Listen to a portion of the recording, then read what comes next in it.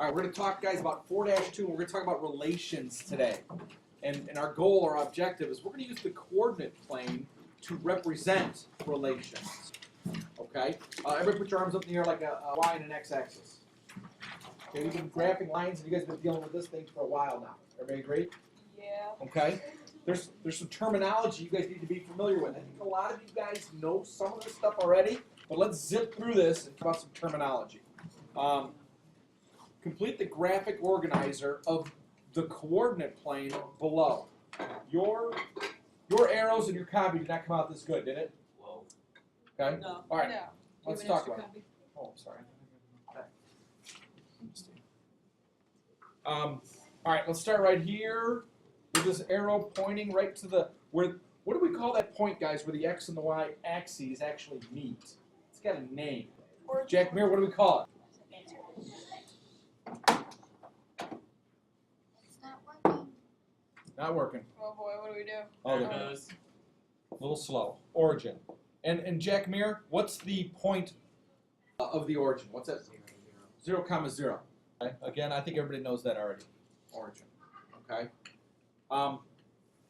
When you have an x and a y axis, do you guys see 4 quadrants? Yes. Yes. See it broken up into 4 quadrants? Yes. They're labeled 1, 2, 3, and 4 with Roman numerals. Do you guys know your first 4 Roman numerals?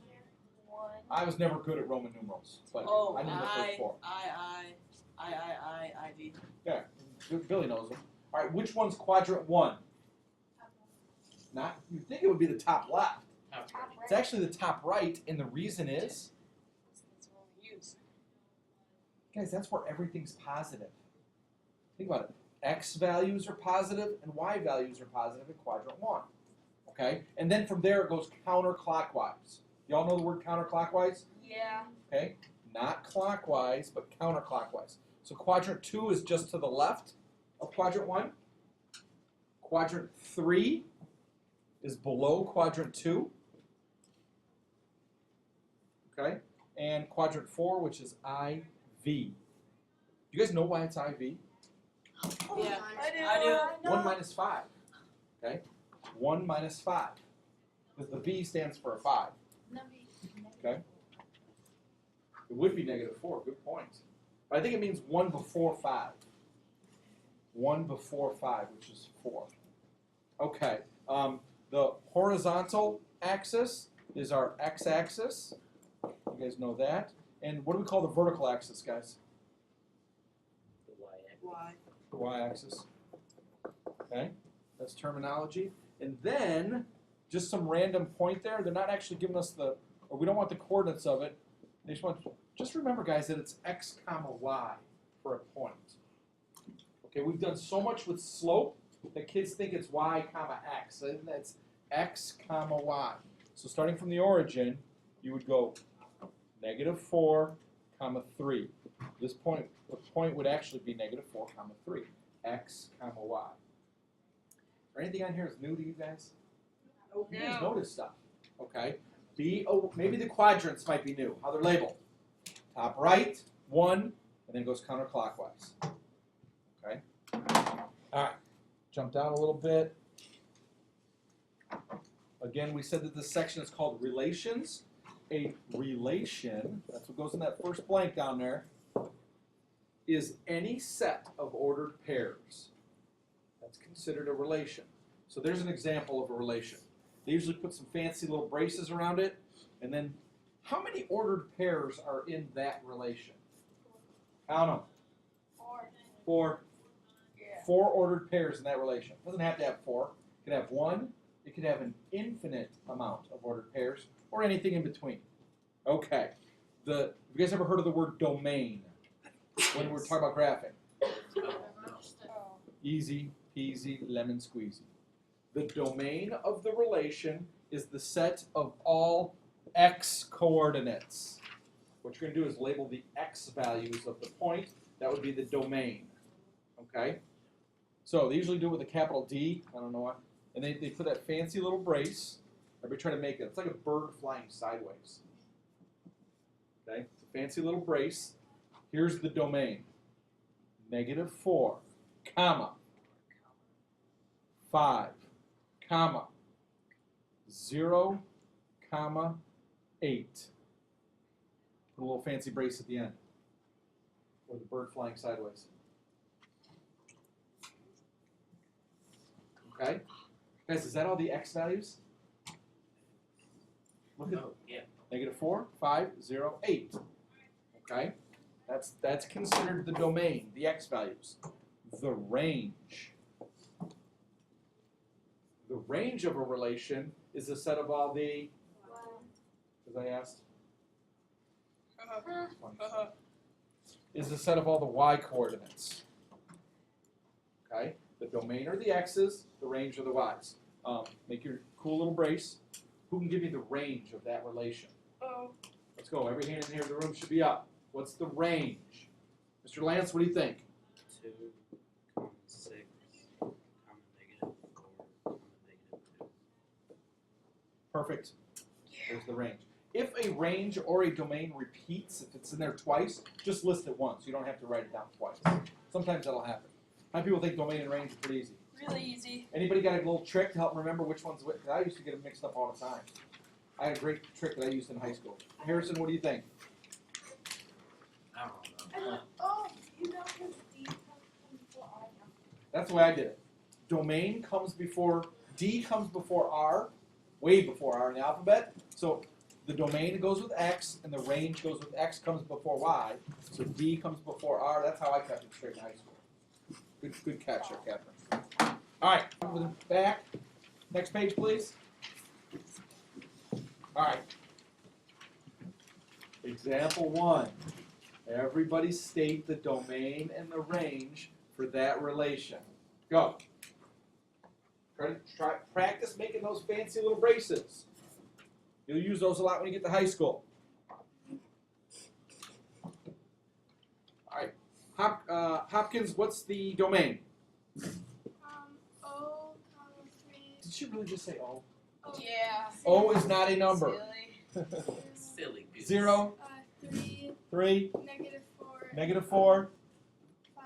5. Did you make them pretty little braces? Did you try at least?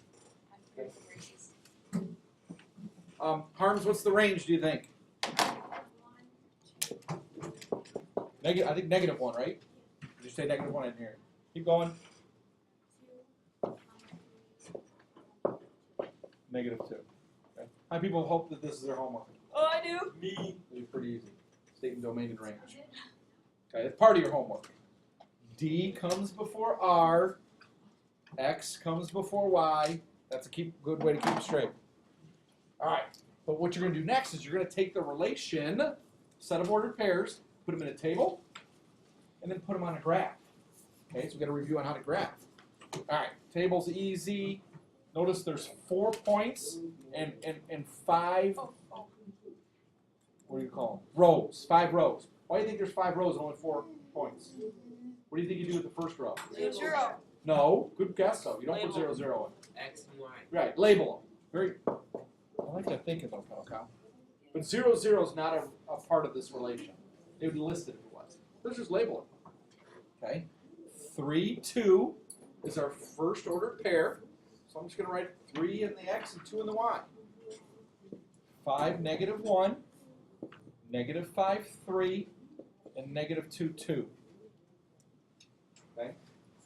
Why do you think they'd have you guys put it in a table? Easy to graph? Actually, I think it's easy to state the domain and range then.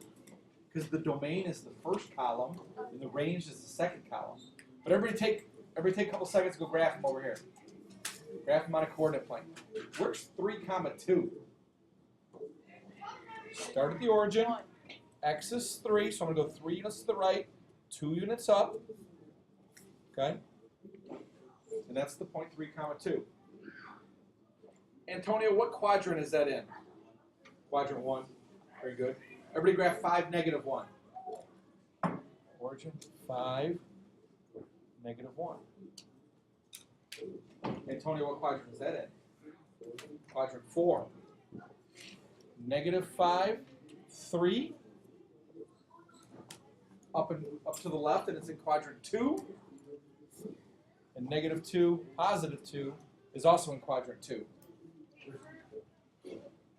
listening. Second, 5 times 1. Yeah, I don't know why. Oh yeah, I didn't go over far enough, guys. Good catch. 5, -1 would be right on the far right of that. I was at 4, -1. Okay, I think one of the reasons that they give you in a table is that it's easy to state the domain and the range. The domain are all the x's, and the range are all the y's. Okay? And again, they use that capital D and capital R. Right on. Practice making those fancy little braces. 3, 5, -5, -2. There's the domain. And Phoebe, what would the range be? 2, 1, 3, 2. Yeah. And don't the range of 2 is listed twice. You don't have to list it twice. You shouldn't. So that's it. Okay. You guys try it. Everybody make a table, make a graph, and then state the domain and the range. Give it a shot. You can do it.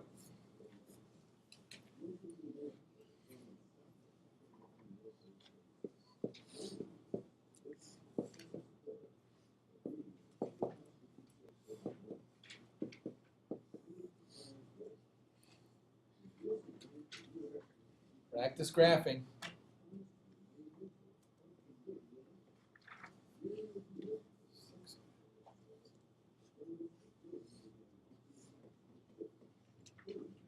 I'm going to label them by their points. You don't have to do that on your homework, just so you guys know where they're at, though.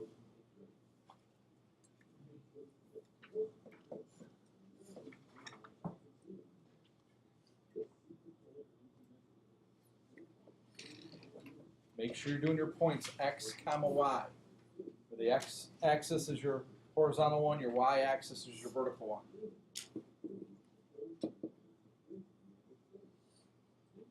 Rothstein, what's the domain?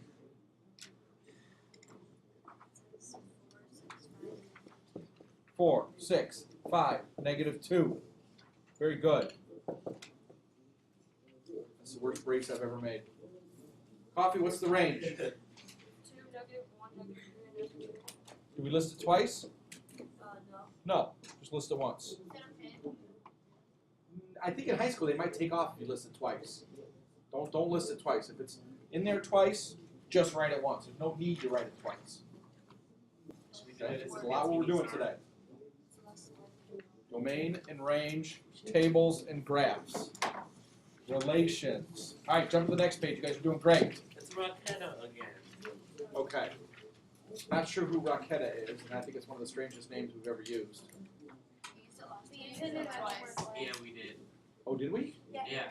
It must be a long distance cousin of Rocco Or its sister. or his sister. Or mom. Okay. It's a relation of Rocco. Oh. That was a good one there. Okay. Whoever she is buying, or we're assuming it's a girl, I guess, is buying pies for a party. The price of one pie is $4. Everybody understands that? I want you guys to make a table of ordered pairs to find the total cost for 2, 3, 4, and 5 pies. Okay? The pies are your x's. Okay? So I'll put X. And then the y will be your total cost. So make a table of the cost of 2, 3, 4, and 5 pies. Go. Sometimes you're going to have to come up with the y's yourself based on information. You know what? You don't know because it didn't say 2. So I'm just going to do 2, 3, 4, and 5. And that table, I staggered my numbers there because the table is kind of weird. Okay. Now again, how much do 2 pies cost? $8. $8. Put 8 in the y Let's column. see. Devin, how much do 3 pies cost? $12. 4 pies? 16. And 5 pies? 40. $20. Okay. Here's my question to you. Here's the hint. What's the rate of change there? Oh.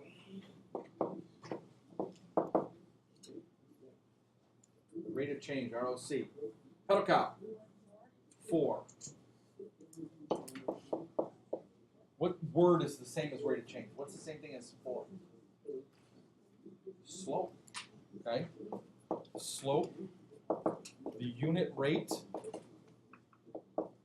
Okay? Those are all 4 in this problem. What if you buy 0 pies? How much is that going to cost you? $0. You don't have to pay anything if you don't buy anything. So this one goes through the point 0, 0. Okay, 0 pies cost you $0 is going to be one of the points there. All right, let's graph them. But now you got to come up with your own. You got to come up with your good intervals. Okay, x's. I'm going to go by ones, I think. But it gets too clustered when I do every single number. So what I'm going to do is I'm going to start at 0, or this is just quadrant 1 graph. So 0, and then I'm going to go 1, but I'm not going to write 1. I'm just going to put a 2 at the second box, skip a 3, put a 4 at the fourth box, and then put a 6th on the 6th box. That way it just doesn't look bad. If you put every number, sometimes it looks bad. Let's see, that's our x's. That's our pies. Okay, and then the cost will go up the side. That's our y. Do we have 20 boxes there? What do you guys think? Should we go by ones here? No, let's go by 2s. Okay, 2. But again, I'm not going to put every 2 down. I'm going to skip 2, 4, 6, 8, 10, 12, 14, 16, 18, 20. So I didn't label everyone. If you label every single line, that's fine. It just looks clustered. It doesn't look right. So we know 0, 0's on there. By 0 pies, it's 0. Everybody graph the points now. 2, 8. Okay. 3, 12. 4, 16. And 5, 20. Did your points line up? Yeah. What's the slope of that line? 4. Wait, no. 2. Oh, it looks like it's going to be 2. Because it goes up 2 units and over 1, but the units are in 2s. So guys, what's the slope of that line? It goes up 4 and over 1. So the slope is 4, which we already know that the constant rate of change is 4. So you're going to have to graph. You're going to need graph paper tonight for your homework. All right. You guys are doing great. Let's get this last problem done. Okay, you might need a calculator on this problem. Because we're going to deal with decimals. All right. Obviously, this is not red box because movies cost $2.95 instead of $1 to rent. All right. Let's make a table, guys, of ordered pairs for the x coordinate represents the total cost for renting 1, 2, 3, and 4 movies. X is going to be our movies, and Y is going to be our total cost.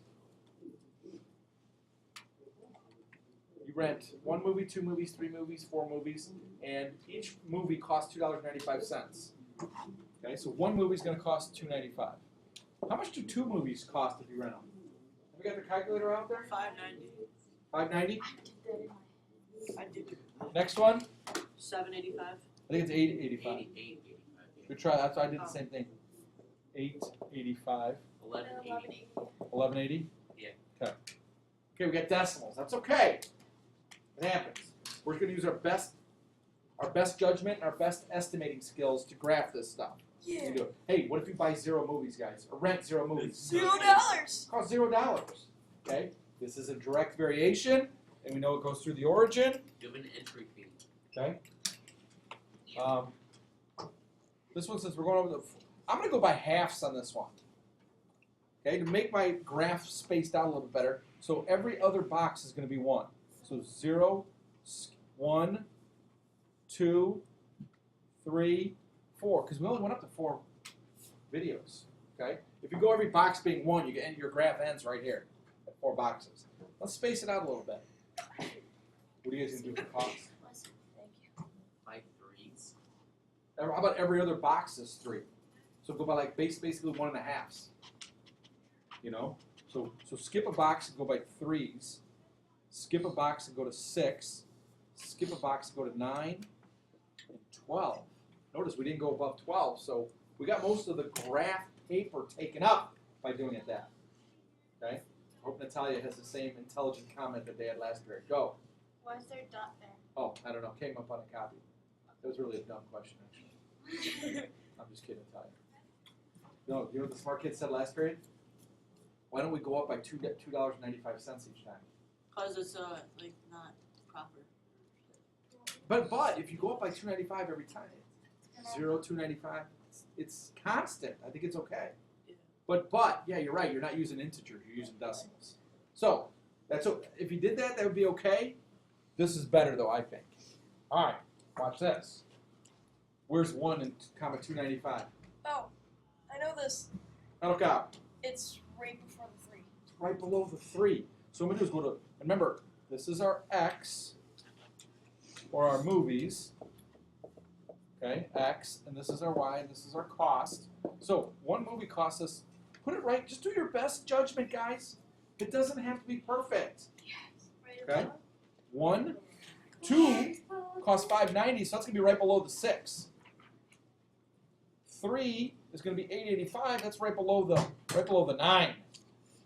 And then 4 we know to be $11.80, right below the 12. And then we said if you buy 0 movies, it costs you $0. Did your 4 points line up? Yeah. Yes. Yes. Don't draw a line. I should have mentioned that last period. Don't draw a line because the points in between. If you draw a line, you're showing the points that are in between. Those don't really count. Okay. That pattern though would go on forever and ever and ever. You're going to need graph paper for your homework. Okay. And again, think about your intervals and make good decisions when you make your intervals. Think.